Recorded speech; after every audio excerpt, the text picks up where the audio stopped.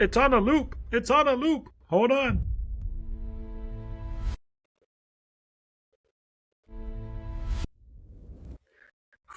Go away. It was on a loop. I couldn't stop it. Oh, disable loop. Well, color me surprised. Welcome back, everybody. This is wow. That was a great episode, right? That was like last week, right? Or that's a great episode coming up next week because I'm gonna cut that part out and send it to the forward into the future. This one is for this week. Oh, I gotta be smart about that. But I'm not. This is just a regular vape. I am not out of my mind or anything. Okay, so this is for Thanksgiving. This is the Thanksgiving episode. Actually, you know what? I'm not going to drop this on Monday. I'm going to drop this on Thursday. Why? Because I'm going to mess up my own plans. Anyways, this is the Thanksgiving episode. Happy Thanksgiving, everybody. Hope you had a wonderful holidays. Hope you have a wonderful holidays with family and friends. I think I'm going to stay home and hang out with my family here. We have a big celebration happening on Saturday that I may or may not go to. But the thing is with that is that my job is giving me 2 days off. But in response, there's a small chance that on Wednesday before I leave, that they're going to be like, hey, guess what, everybody? You got to come in Saturday, Sunday. So we'll see what happens. There's a chance I can't go anywhere because of that. So whatever family I'm able to hang out with on Thursday is what I'll hang out with and just relax here at the house. Watch some football. Be a man. Watch some football. I don't watch football. I'm not a sports guy. I have it on my phone. It pops up when the Cowboys play because I live in Texas and in Arlington. So I kind of have to know when they play just because traffic. And B, I live in Texas. I've always been a Texas fan. Now, don't get me wrong.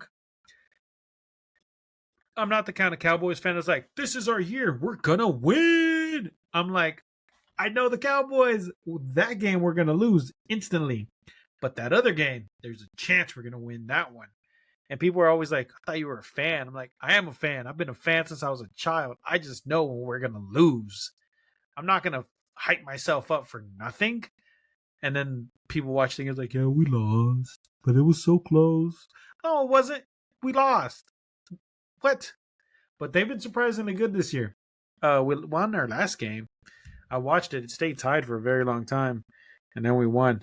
Who won? Let me pull it up. We beat the Eagles 24-21. We beat the Raiders 33-16. And then Thanksgiving we face off the Chiefs. Guess what? We're gonna lose. I'm sorry, because Chiefs are 6-5. We're 5-5-1. Yeah. Cowboys are the underdogs for the Thanksgiving versus the Chiefs. Of course. Win probability 62% the Chiefs, 38% the Cowboys. Wow. The internet doesn't think we'll win. Okay, you know what? Let's put it to the test. Hey, Gemini. Oh, you don't work like that? I thought you did. Let's ask Gemini here.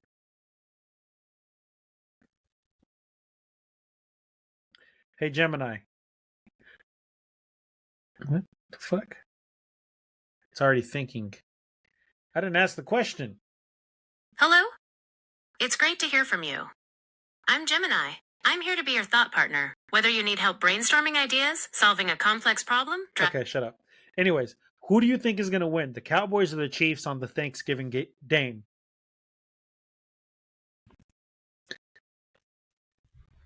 It's thinking. It's pulling all its information, all its stats, everything from the internet, from Google. Based on the current outlook for the 2025 Thanksgiving game, the Kansas City Chiefs are favored to win, though it is expected to be a competitive matchup. Here is the breakdown of why the Chiefs are the favorites and what factors give the Cowboys a chance. The matchup: Kansas City Chiefs at Dallas Cowboys. Date: Thanksgiving Day, Thursday, November 27th, 2025. Location, AT&T Stadium, Arlington, Texas. Kickoff, 3:30 p.m. Central Standard Time, 4:30 p.m. Eastern Standard Time. Who is favored? The consensus. Most analysts and betting markets currently have the Chiefs as roughly 3.5-point favorites. The records. Both teams have had slower starts than usual this season. Chiefs at 6-5, Cowboys at 5-1, making this a critical game for both teams' playoff pushes.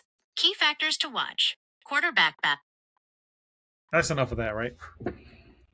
It's here. It's here. It's gonna be right here, down the street from my house. Like, I can't pull back my curtain and be like, "There's the stadium," but I pull back the curtain, and then we go up a block, make a right, and it's right over there because it's over there. It's not over here. But like, the stadium is literally. I go down the street, like where I live. I make a right, and then I make a left, and I go and hit the main street. And when you hit the main street, you make that right. When I hit that main street, right, and it's right there. I'm literally 5 minutes away from the stadium. How far am I from the stadium? I always say I'm 5 minutes away, but am I 5 minutes away?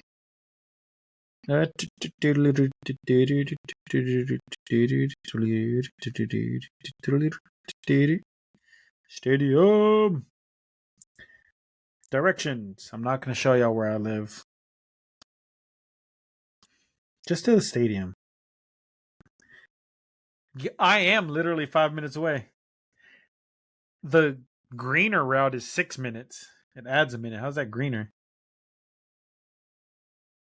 Yeah, so from my house, I make a right on Randall Mill. And the stadium is, oh shit. The stadium is on Randall Mill. And it is 5 minutes away. I am 2 miles from the stadium. So I have to know about all the games and everything. So I got my notification set up for specifically Rangers games, Cowboys games, and any miscellaneous events at the stadiums because of traffic. If I have to leave for work, well, not really anymore because I work days now. So I leave in the morning. But when I used to work nights, I'd leave at the same time like most events would start. So the streets would get packed. And Thanksgiving Day, I'm not going anywhere near that stadium because anywhere near that is going to be jam packed and locked down. Like anytime there's a major game or like when Beyonce was in town, Taylor Swift was in town, it would be ridiculous. Just trying to go to Walmart. Walmart's right across the street from the stadium, which was one of the dumbest things anyone could ever do. Is put a store that everyone goes to right in front of the stadium. And there's the parking for like Taylor Swift's like $200. And that's not even at the stadium. That was down the street. Man, that's crazy. It's one of the downsides of living where I live is that during game days, concert days, at big events, just going anywhere is a pain in the ass. But the rest of the time, it's peaceful. There ain't no one here. Ain't no one here unless it's like a holiday season or a major event, which Thanksgiving's a holiday season and a major event with the Cowboys game. Anyways, back to the episode because this is the Thanksgiving meal. See, the title Songs and Turkeys. The last episode was about songs, or the future episode's about songs, and this one's about turkey. The Thanksgiving meal you've been missing out on. This is a Thanksgiving meal. And, I don't have one. And I bet it's not the same one you're used to. This isn't a meal of polite, muted flavors and obligatory bites of dry turkey. Damn! I forget how deep I go sometimes. No, this is a feast that's loud and vibrant and so deeply delicious. It will redefine what the holiday tastes like. For years, maybe even generations, we've been sold this idea that Thanksgiving has a set menu, a script we all have to follow. But there's a flavor revolution that's been happening in kitchens across the country, especially in Mexican American homes like mine. Oh, I saw it on TikTok. This is what inspired this. One of the TikTokers that I follow, Lalo, great, funny dude, runs a food truck. He's an amazing guy, hilarious. His reactions are awesome.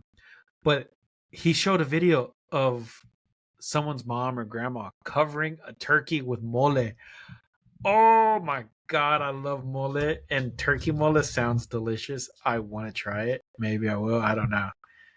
But anyways, back to what I was talking about. I got distracted again. I get distracted.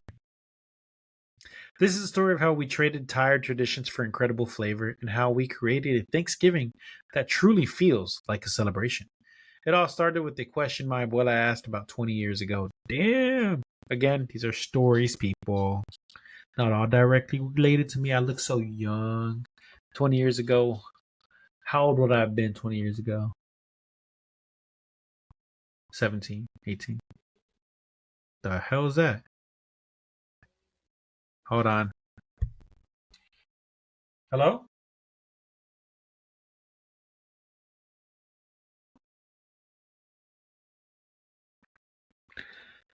I'm going crazy.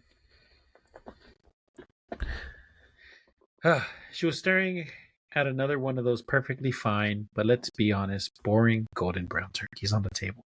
She looked at my dad and asked, Mijo, is this it? Is this all the flavor we get? The one question changed everything. We realized Thanksgiving isn't about some specific menu handed down by pilgrims. Because if you think about it, the traditional Thanksgiving wouldn't be turkey or things like that, or what we have nowadays, because let's face it, turkey probably would have been part of it because it would have been a wild game bird. But where they were, where they landed, Plymouth Rock, that whole area, Maine, the 13 original colonies, because I don't know them all off the top of my head, just Maine is one of them. They would have had like lobster, shrimp, clams, and all sorts of weird shit from New England and then, or England, and then whatever the Native Americans brought, which would have been corn and turkey and wild game and pheasant and deer and good stuff, right? I'm biased, right? Uh, Thanksgiving is about gratitude, family, and abundance. And for our family, abundance means flavor. It means spice. It means ditching the bland and embracing the bold. So we did. We took the spirit of Thanksgiving and remade it in our own image, with our own ingredients passed down through our own family. And I promise you, once you taste this, you'll never go back. I had to scratch my nose. The heart of the feast. The star of our show is still a turkey, but forget everything you know about Thanksgiving turkey. This is pavo adobado. Ah, it's adobo. It's a turkey that's been completely transformed, marinated in a rich, complex adobo sauce that soaks into every last part of the bird, guaranteeing that not a single bite is dry or flavorless. It all comes down to the adobo itself. The heart of the sauce starts with a blend of dried chilies. We use earthy guajillo chilies for a deep, smoky flavor and toss in a couple of morito or chipotle chilies to give it a subtle, smoldering heat. We wake them up in hot water until they're soft and pliable, and pretty soon the whole kitchen starts to smell like home. Those softened chilies go right into the blender with a symphony of other ingredients. We've got charred tomatoes and onions for a rustic sweetness, and a good handful of garlic cloves for a pungent bite, and a healthy dose of achote paste for its gorgeous color and peppery notes. Now here's the secret ingredient, the one my tia swears by: a splash of orange soda or natural juice. I know it sounds crazy, but the sweetness and citrus cut through the richness of the chilies and help create this incredible glaze as the turkey roast. We blend it all together until it's a smooth, fragrant, deep red paste. This is pure magic. We lovingly coat the entire turkey with this adobo under the skin. Inside the cavity, all over the legs and wings, we let it marinate overnight, just so those flavors can really penetrate the meat. The next day, it's roasted low and slow. As it cooks, the adobo forms this stunning, almost lacquered crust on the outside, while the inside becomes impossibly juicy and infused with flavor. When you carve into this turkey, the aroma alone is intoxicating and smoky, a little spicy, and deeply savory. I'm getting hungry just thinking about it. This isn't just a twist on turkey, it's the turkey's final, most glorious transformation from a house of Mexicans. Because then you got like the turducken and stuff like that, right? We got all sorts of great stuff. All right, let's talk about the dish that is usually an afterthought at most tables, the stuffing. In our house, it's a co-star. Forget that soggy one note bread mush. We replaced it with chorizo and jalapeno cornbread stuffing that's so packed with flavor, people literally fight over the crispy edges. It all starts with cornbread, and not that sweet, cakey kind. We make a savory one studded with bits of jalapeno and sharp cheddar. We bake it a day or two ahead, letting it get a little stale is the key to any great stuffing. Yeah, you got to have stale bread. You can't just have bread. It has to be like, that's why they use croutons and shit like that, like dry bread. It has to be stale, like 2 or 3 days old. Not moldy. I'm talking about just stale. If you give me moldy bread, I'm slapping you. It means it can soak up all the deliciousness without turning to mush. Now for the good part. Into a hot skillet goes about a pound of fresh Mexican chorizo. We let it render down and get nice and crispy, releasing all of its paprika spiced fatty goodness. The flavorful oil, it's liquid gold. We don't drain it. Instead, we use it to saute our veggies, diced onion, celeries, and maybe a little red bell pepper for sweetness. We cook them until they're soft and have soaked up all that beautiful flavor. Then we bring it all together. We gently toss the cubed cornbread in with the chorizo and veggie mix. We throw it in a generous amount of fresh cilantro for a burst of freshness, and then bind it all together with just enough chicken broth to make it moist. Not swimming, just a little moist. The whole thing goes into a baking dish and is baked until golden brown on top, making the entire house smell like heaven. You get the savory, spicy bite from the chorizo, the subtle kick from the jalapeno cornbread, and the bright pop of cilantro. It is without a doubt a dish that can stand all on its own. And it is. I've made some of stuff like that, and oh, it's delicious. Um, if you want something delicious, just something just insanely delicious, get some chorizo, fry it up, right? Get it nice and crispy and golden brown, and then just dump cheese in it. Now, I'm not talking about like just cheese. I'm talking about like Mexican cheese. Just dump some creamy Mexican cheese on there. It's going to turn to ooey gooiness. And you just got to just get your tortilla and just dip it on. Just like, oh, this is delicious. I think I want some. But it's midnight. I can't have any. Or it's 1 o'clock in the morning. Sorry about that. I'm fat. I'm getting hungry. Actually, I've lost a lot of weight. But I still call myself fat. Because I'm thick. Forget I said that, okay? No Mexican American feast is complete without corn. But we're not just talking about boiled on the cob corn. That stuff is boring. But I do love me a good corn on the cob, though. We turned it into a creamy, tangy, and utterly addictive side dish we call esquite casserole. It's basically Mexican street corn, but in the form that's ready for a party. This dish brings out the vibrant energy of a street food festival right to the Thanksgiving table. We start with a ton of corn. Fresh off the cob is great, but good quality frozen works just as well, or in a can. The key is to get a nice char on it in a hot skillet, which brings out its natural sweetness and adds a smoky depth. While the corn cools down a bit, we whip up the creamy dressing that makes this dish so famous. It's simple but powerful mix of mayonnaise and Mexican crema or sour cream, a big squeeze of fresh lime juice, and a generous sprinkle of chili powder. We fold the charred corn into that creamy dressing, then add it to the other essentials, crumbled cotija cheese, which is salty and sharp, and finally chopped cilantro and sliced green onions. Every single spoonful is an incredible mix of textures and flavors. It's creamy, smoky, sweet, tangy, and a little spicy all at once. The whole thing gets transferred to a casserole dish and baked until it's hot and bubbly. It's the perfect vibrant counterpoint to the rich pavo adobado and the savory stuff and the savory stuffing. It's the side dish that people will be talking about long after the plates are cleared. And here it is, the final feast, our Thanksgiving. The pavo adobado sits at the center, glistening with its deep red adobo glaze. Next to it, there's the golden brown chorizo cornbread stuffing flecked with green cilantro. You'll see the creamy cheese esquite casserole and probably some some frijoles charros, a fresh avocado jicama salad, and always a spread of salsas and pickled onions to customize every single bite. The table is loud, not just with conversation and laughter, but with color and flavor. Nothing is beige, nothing is bland. This is what abundance looks like to us. And as we sit around this table, we continue the one tradition that matters most. We go around from oldest to youngest and we share what we are grateful for. Gratitude is a core value in Mexican culture, and on this day, it feels especially powerful.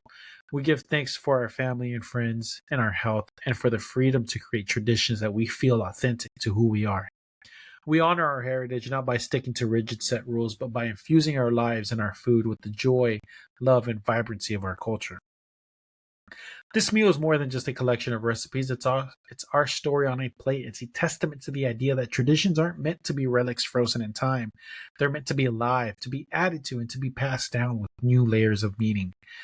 I know you're going to want to bring some of this flavor to your own table, so I put the full detailed recipes for the pavo adobado, the chorizo cornbread stuffing, and the esquita casserole right on my blog. The link is waiting for you in the description below. And now I want to hear from you. What makes the one dish that makes Thanksgiving feel like your Thanksgiving? It doesn't have to be traditional. Share it in the comments below. Let's celebrate all the delicious way we give thanks. So this year, I invite you to ask that same question my abuela did all those years ago. Is this all the flavor we get? You already know the answer. Don't settle for bland Thanksgiving. Make it vibrant, make it exciting, make it yours. Thank you for sharing our table with me today. Provecho. Oh, that was a good one. I like these. Sometimes I write gold, sometimes I write trash. This was gold. But thank you all for coming today. This was a good one today. And I am hungry. I think I'm gonna get me a muffin. I got some muffins back there. Not there, just out the other door. There's a door here. That's a closet. That's candy. I'm gonna give me like a muffin. I got some really good, delicious muffins out there. And a glass of water, because all I have is water. My mini fridge is sitting there, just staring at me, lonely, begging for more liquid death. But I'm out. Um, Thank you, everybody. Thank you for showing up. Thank you for that. Also, don't forget hashtag jump on Irium. If you want to become a faceless YouTuber, if you want to be a VTuber, if you are interested in doing this, what I'm doing today, podcasting, streaming, or just streaming in general, and you are shy, go to Irium, check it out, find yourself a character, become whoever you want to be, create your character, be you. That's about it, guys. I will see y'all later. And until next time, stay spooky, everybody. Later. It takes me a while to close these out. In session.